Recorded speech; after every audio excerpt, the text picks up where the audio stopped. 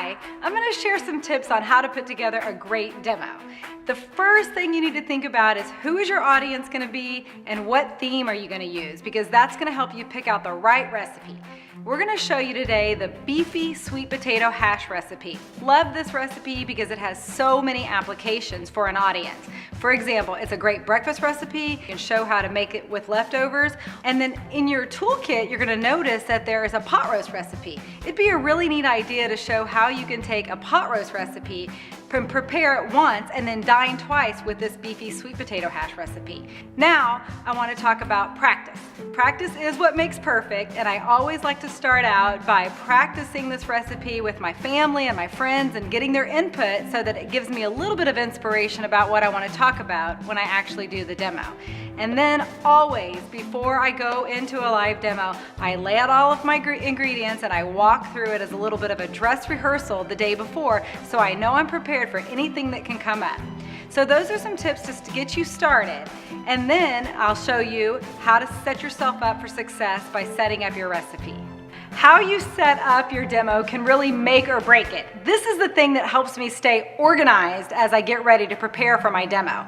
So let's walk you through that. I like to recommend that you keep all of your ingredients in order from left to right. That helps keep you on track. So we're going to start off by pulling over our onions and our sweet potatoes, as well as our oil that we're going to saute in, and our taco seasoning and our water. That's going to be the first step of our demo, and that's the first piece of my organization that I want to focus on. I also want to show you that I'm using all these clear dishes. That helps the color in my food ingredients really stand out. So I like clear dishes for that reason. Then I'm going to bring over my beef, because that's the next thing I'm going to talk about when I'm doing my actual demo. And then my sour cream, as well as my Tabasco sauce. And then finally, I'm going to show my garnish, which is my cilantro. So I've got my organization here. And then I like to remind myself I can use my utensils as a little crutch too. They help as a prompt to remind me that I'm going to spend a little bit of time mixing together the Tabasco and the sour cream. And that helps me remember, if I see that spatula there, to do that. So you can use your utensils as a prompt as well. So that helps you get set up for perfect organization. And then you'll be ready for that live demo, which is what we're going to show you next. Okay, this is where the fun starts. This is where you're going to put your demo into action. And there's a couple of things that you want to think about as you go into this live demo. One is, how much time do you have? And then the second thing is, what is the message that you really want to get across in the amount of time that you have to share? So I always like to have in mind a couple of key ingredients that I want to give some major points to, and then the other ingredients I can just hit on as a mention. So in this case, we want to talk about the beef for a second, because there's some great tips that we can share with our audience about the beef.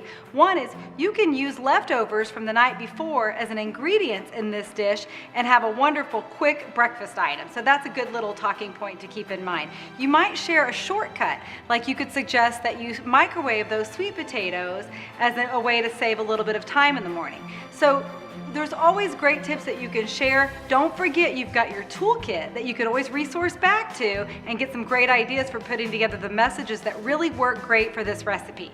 So that's the tips that you need to get you through the demo.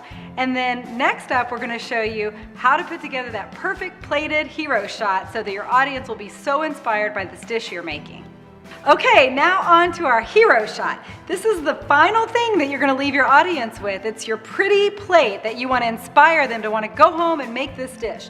So a couple of things to keep in mind for getting that perfect hero shot is, put it on a white plate. That just helps your recipe stand out and gives all the attention to the great ingredients that you put on the plate.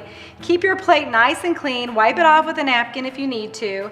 And then I like to prop it up. I'll use a little napkin or something to give it a little bit of height and prop it up so my audience can take a look at it. Sometimes I'll even go around to the front and take a look and make sure, is my audience seeing what I want them to see with this final finished product?